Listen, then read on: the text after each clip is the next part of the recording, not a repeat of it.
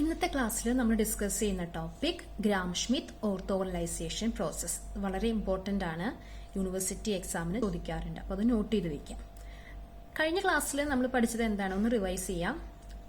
ഒരു ബേസിസ് തന്നാൽ അത് ഓർത്തോഗണൽ ആണോ അല്ലയോ, അതുപോലെ ഓർത്തോനോർമൽ ആണോ അല്ലയോ എന്ന് ചെക്ക് ചെയ്യാൻ നമുക്കറിയാം. ഓർത്തോഗണൽ ബേസിസിന്റെ പ്രത്യേകത എന്തായിരിക്കും? അവർ മ്യൂച്വലി ഓർത്തോഗണൽ ആയിരിക്കും. ഓർത്തോ നോർമൽ ബേസിസ് എന്ന് പറഞ്ഞാൽ അവർ ഓർത്തോഗണൽ ആയിരിക്കും. ടുഗദർ വിത്ത് ദെയർ നോം വിൽ ബി ഈക്വൽ ടു 1 ആയിരിക്കും.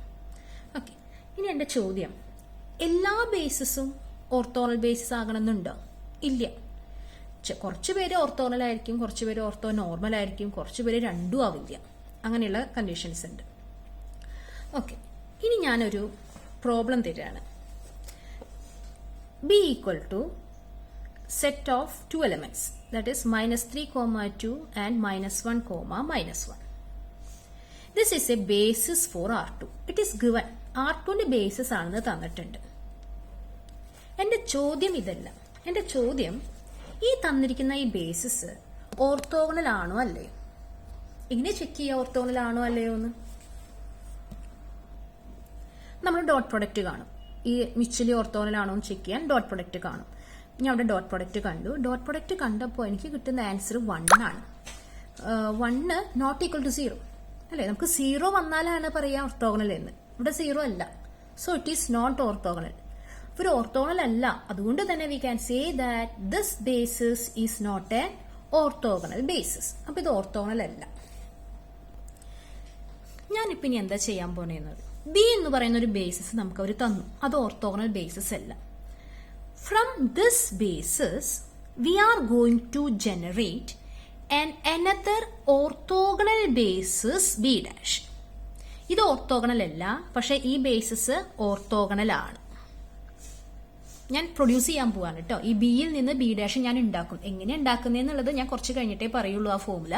പക്ഷെ ഇത് ആദ്യം നമുക്ക് നോക്കാം. ബിയിൽ നിന്ന് ഞാൻ ഒരു ഓർത്തോഗണൽ ബേസിസ് ജനറേറ്റ് ചെയ്യും. ആഫ്റ്റർ ദാറ്റ് ഈ ബി ഡാഷിൽ നിന്ന് ഞാൻ ഒരു ഓർത്തോ നോർമൽ ബേസിസ് ജനറേറ്റ് ചെയ്യും. ഇത് ഓർത്തോ നോർമൽ.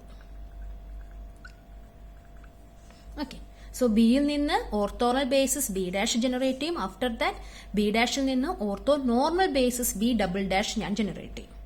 ഇങ്ങനെ ഈ ജനറേറ്റ് ചെയ്യുന്ന ആ പ്രൊസീജിയറിനെ പറയുന്ന പേരാണ് Gram Schmidt orthogonalisation process. Okay, this procedure is called Gram Schmidt orthogonalisation process. അപ്പൊ ആ പ്രോസസ് എന്താന്ന് കിട്ടിയല്ലോ? ഒരു ബേസിസിൽ നിന്ന് ഓർത്തോഗണൽ ബേസിസും അതിൽ നിന്ന് ഓർത്തോ നോർമൽ ബേസിസും ക്രിയേറ്റ് ചെയ്യുന്ന ആ പ്രൊസീജിയറിനെ പറയുന്ന പേരാണ് ഗ്രാം-ഷ്മിത്ത് ഓർത്തോഗണലൈസേഷൻ പ്രോസസ്. അപ്പോൾ ആ പ്രൊസീജിയറിനെ പറയുന്ന പേര് കിട്ടി. ഇനി നമുക്ക് എങ്ങനെയാണ് ഇത് ജനറേറ്റ് ചെയ്യാം? നമ്മൾ പറയലൊക്കെ ഉണ്ടായി. അപ്പൊ നമുക്ക് ഓർത്തോഗണൽ ബേസിസ് ജനറേറ്റ് ചെയ്യാം, ഓർത്തോ നോർമൽ ബേസിസ് ജനറേറ്റ് ചെയ്യാം. How can we generate these? അതിന് ഫോർമുല ഉണ്ട്. അത് 2-3 ഫോർമുലയാണ്. ജനറൽ ഫോർമുല ഉണ്ട്, പക്ഷെ ജനറൽ ഫോർമുലയ്ക്ക് പകരം നമുക്ക് 2 ബൈഹാർട്ട് പഠിക്കാം. അതായത് R2ലാണ് ബേസിസ് തന്നിരിക്കുന്നതിനുള്ള ഒരു ഫോർമുല, R3ലാണെങ്കിൽ വേറെ ഫോർമുല, ഇനി എക്സെട്ര ഏത് തന്നാലും, അതായത് RN തന്നാലും ഫോർമുല ഉണ്ട്. അപ്പൊ R2 R3 ഒക്കെ സെപ്പറേറ്റ് ബൈഹാർട്ട് പഠിക്കാൻ ഈസിയാണ്. ഇത് രണ്ടും പഠിച്ചു കഴിഞ്ഞാൽ RN ഓട്ടോമാറ്റിക്കലി നമുക്ക് കിട്ടും. നമുക്ക് ആ ഫോർമുലയിലേക്ക് കിടക്കാം. അപ്പൊ ഞാൻ തന്നിരിക്കുന്ന ക്വസ്റ്റ്യനിൽ ബി എന്ന് പറയുന്നത് ഈ 2 വെക്ടേഴ്സ് ആയിരുന്നു. ഇതിൽ നിന്ന് എങ്ങനെ ഞാൻ ഓർത്തോഗണൽ ബേസിസ് ഉണ്ടാക്കുന്നത്? അതിന് ഞാൻ ഡിനോട്ട് ചെയ്യുക ബി ഡാഷിനാണ്. ബി ഡാഷ് എലമെന്റ്സ് എന്ന് പറയുന്നത് V1 V2 ആണ്. ഇനി V1 ഉം V2 എങ്ങനെ കണ്ടെത്താം? അപ്പൊ അതിന് വേണ്ടിയിട്ട് ഞാൻ എടുക്കുക തന്നിരിക്കുന്ന ബേസിസിലെ എലമെന്റ്സിനെ U1 എന്നും U2 എന്നും കൊടുക്കുന്നു. അപ്പൊ ആദ്യം നമ്മൾ ഡിസ്കസ് ചെയ്യുന്നത് R2ലെ കേസാണ് കേട്ടോ. അത് ശ്രദ്ധിക്കുക. ആദ്യം ഡിസ്കസ് ചെയ്യുന്നത് ഞാൻ R2ലാണ്. അപ്പൊ R2ൽ എന്തായാലും 2 പേരെ വരുള്ളൂ. അപ്പൊ U1 ഉം U2 ഉം എടുക്കുന്നു. ഈ ബിയിൽ നിന്ന് ഞാൻ ഓർത്തോഗണൽ ബേസിസ് ഉണ്ടാക്കുകയാണ്. അതിലത്തെ എലമെന്റ്സ് V1 V2 ആയിരിക്കും. V1 എന്ന് പറയുന്നത് U1 ആയിരിക്കും. വളരെ ഈസിയാണ് അല്ലെ? V1 എന്ന് പറയുന്നത് U1 ആയിരിക്കും. V2 കാണാനുള്ള ഫോർമുല എന്ന് പറയുന്നത്, അത് ബൈഹാർട്ട് പഠിക്കുക, U2 minus U2 dot V1 by V1 dot V1 into V1. ഇത് എഴുതിയെടുക്കുക, ബൈഹാർട്ട് പഠിക്കുക. അപ്പൊ എന്താണ്? V1 എന്ന് പറയുന്നത് U1 ആയിരിക്കും. V2 കാണാനുള്ള formula U2 minus this into V1. അപ്പൊ V1 ഉം V2 ഉം ചേർന്ന് എന്തായി? ഇതാണ് നമ്മുടെ ഓർത്തോഗണൽ ബേസിസ്. ഇനി ഇതിൽ നിന്ന് എങ്ങനെ ഓർത്തോ നോർമൽ ബേസിസ് ഉണ്ടാക്കാം? ഓർത്തോ നോർമൽ ബേസിസ് എന്ന് പറയുന്നത് ഇതിലത്തെ എലമെന്റ്സിനെ നമ്മൾ W1, W2 എന്നാണ് ഡിനോട്ട് ചെയ്യുക. W1 W2 കാണാൻ ഫോർമുല വളരെ ഈസിയാണ്. W1 എന്ന് പറഞ്ഞാൽ V1 already കണ്ടെത്തിയിട്ടുണ്ടാവില്ലേ, V1 by Noam V1. W2 എന്ന് പറഞ്ഞാൽ V2 ബൈ നോം V2. സോ ഇതാണ് ഫോർമുല ഏതില്, R2ല്. ഈ ഫോർമുല എഴുതിയെടുക്കുക, നമുക്കിനി പ്രോബ്ലം ചെയ്യാം. Question, let B equal to -3, 2 and -1, -1 be a basis for R2. Transform B into orthonormal basis. എന്താണ് ചോദ്യം? ബി തന്നിട്ടുണ്ട്, ബേസിസ് ആണെന്ന് തന്നിട്ടുണ്ട്. We have to transform B into an orthonormal basis. Orthonormal ബേസിസിനെ നമ്മൾ എങ്ങനെയാണ് ഡിനോട്ട് ചെയ്യുക? B double dash. B double dash കാണണമെങ്കിൽ ആദ്യം ബി ഡാഷ് കാണണം, എന്നിട്ട് വേണം ബി ഡബിൾ ഡാഷ് കാണാൻ. അപ്പോൾ ബി ഡാഷ് കാണാനുള്ള ഫോർമുല എന്താ? V1, V2.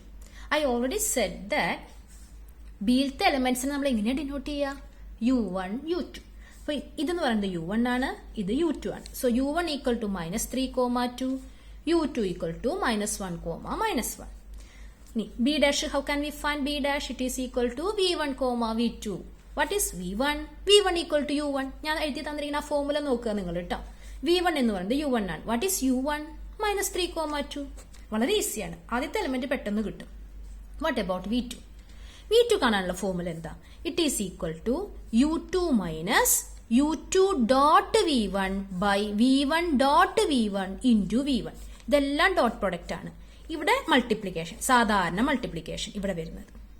അപ്പൊ നമുക്ക് നോക്കാം V2 കണ്ടെത്താം. അപ്പൊ V2 കണ്ടെത്തണമെങ്കിൽ ആദ്യം ഞാൻ ഈ ബ്രാക്കറ്റ് സെപ്പറേറ്റ് കണ്ടെത്തുകയാണ്, അല്ലെങ്കിൽ നമ്മുടെ തെറ്റിപ്പോയാലോ. ആദ്യം ഞാൻ കാണുന്നത് U2 ഡോട്ട് V1 ആണ്. U2 dot V1. U2 എന്ന് പറയുന്നത് what is U2? This. U2 dot V1 എന്താ? ഇതാ. അപ്പൊ ഏതെങ്കിലും ഒരു സ്റ്റെപ്പിൽ തെറ്റിയാൽ ബാക്കി എല്ലാം തെറ്റിപ്പോവും. അതുകൊണ്ട് ശ്രദ്ധിച്ചിട്ട് വേണം ഈ പ്രോസസ്സ് ചെയ്യാൻ കേട്ടോ. അപ്പൊ U2 dot V1. How can we do this dot product? Component wise multiply ചെയ്യുക, ആഡ് ചെയ്യുക. -1 ഇൻറ്റു -3, 3 പ്ലസ് -1 ഇൻറ്റു 2, -2. ആൻസർ 1. അപ്പോൾ ന്യൂമറേറ്റർ കിട്ടി. What about the denominator? V1 dot V1. What is V1? V1 is -3, 2 dot -3, 2. It is equal to, what is its dot product? -3 into -3, 9 plus 2 into 2, 4. It is equal to 30. അപ്പോൾ ന്യൂമറേറ്ററും കിട്ടി, ഡിനോമിനേറ്ററും കിട്ടി. അപ്പോൾ നമുക്ക് ഈ ബ്രാക്കറ്റിലത്തെ answer എഴുതാം. Bracket ഇതായിരുന്നു, U2 dot V1 by V1 dot V1 equal to numerator 1 ആണ്, denominator 13. So 1 by 30. ഇനി നമുക്ക് നമ്മുടെ ഫോർമുലയിലേക്ക് ഇത് അപ്ലൈ ചെയ്യാം. സോ V2 ഈക്വൽ ടു, ഞാൻ V2ന്റെ ഫോർമുല ഒന്നും കൂടി എഴുതുന്നു. 2-3 പ്രാവശ്യം എഴുതുന്നത് കൊണ്ട് തെറ്റില്ല, കാരണം നമ്മൾ ഇങ്ങനെ 2-3 പ്രാവശ്യം എഴുതാൻ മടിക്കരുത്. ഒരു സ്റ്റെപ്പ് തെറ്റിയാൽ പിന്നെ എല്ലാ പ്രോസസ്സും തെറ്റിപ്പോവും. അതുകൊണ്ടാണ് അപ്പൊ ഞാൻ വീണ്ടും എഴുതിയ ഫോർമുല.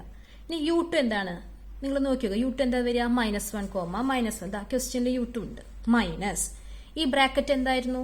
1 by 13 ഇൻറ്റു V1 എന്താണ്? -3, 2. ഇത് ഡോട്ട് പ്രൊഡക്റ്റ് അല്ല കേട്ടോ, ഇവര് തമ്മിൽ ഡോട്ട് പ്രൊഡക്റ്റ് അല്ല, ഇത് സാധാ മൾട്ടിപ്ലിക്കേഷൻ. നമ്മൾ പറയാറില്ലേ K ഇൻറ്റു A, B എന്ന് പറയുന്ന സാധാ multiplication. It is equal to, ഇത് അതുപോലെ തന്നെ ഞാൻ എഴുതുന്നു. ഇതിനെങ്ങനെ മൾട്ടിപ്ലൈ ചെയ്യുക? 1 by 13 ഇൻറ്റു -3 എന്ന് പറയുമ്പോൾ ന്യൂമറേറ്റർ തമ്മിൽ മൾട്ടിപ്ലൈ. അപ്പോൾ 1 into -3, -3 by 13. What about this? 2 by 13. ഇനി ഇവർ രണ്ടുപേരും തമ്മിൽ സബ്ട്രാക്ട് ചെയ്യുക.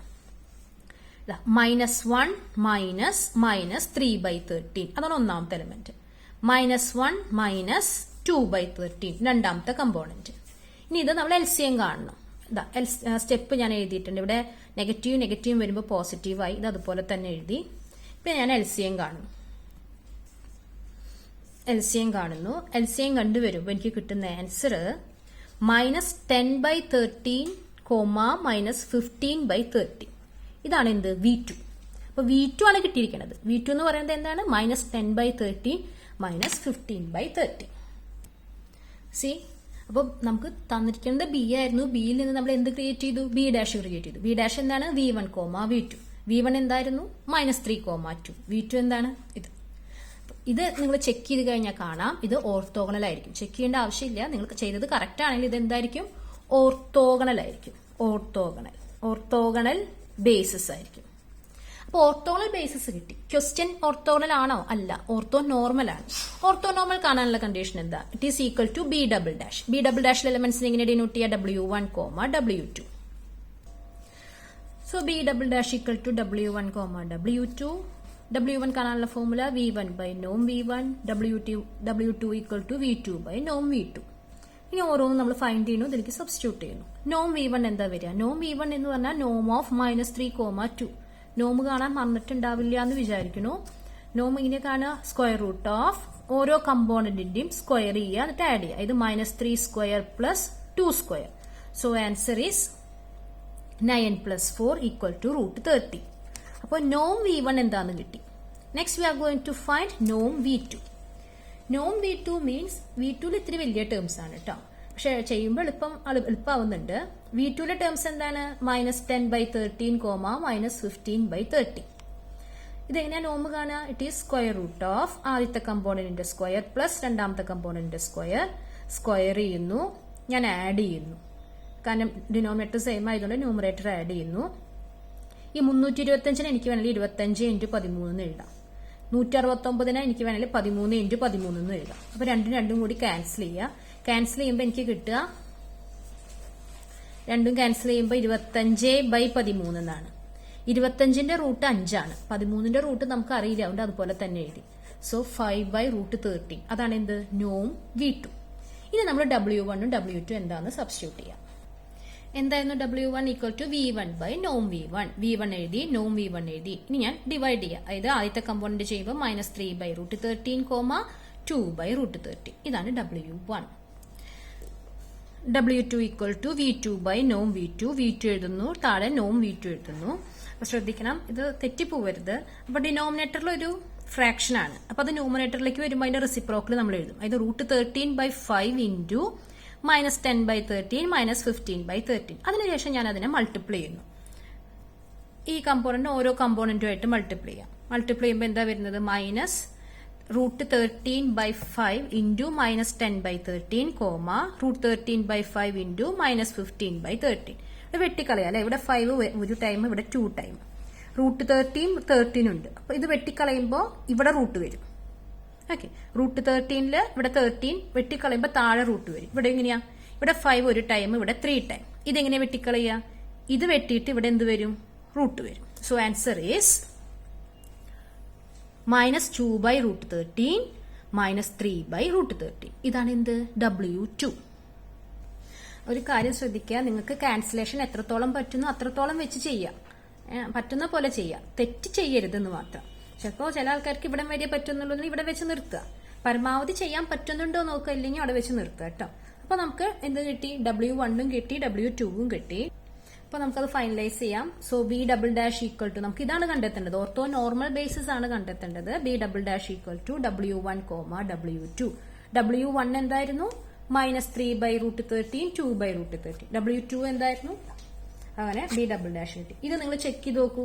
ഇതിന്റെ നോമ്, ഓരോ കമ്പോണന്റിന്റെയും നോമ് 1 ആയിരിക്കും. ഇവർ പരസ്പരം ഡോട്ട് പ്രൊഡക്റ്റ് കണ്ട 0 ആയിരിക്കും.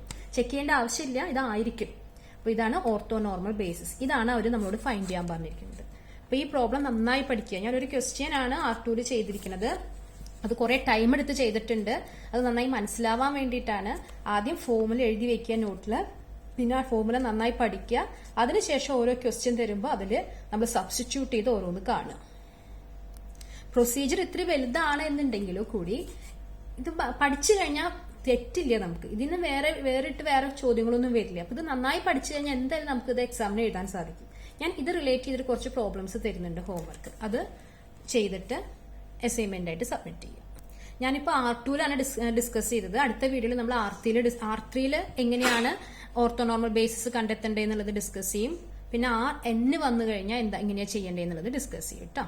ഇത് നന്നായി പഠിക്കാം. Thank you.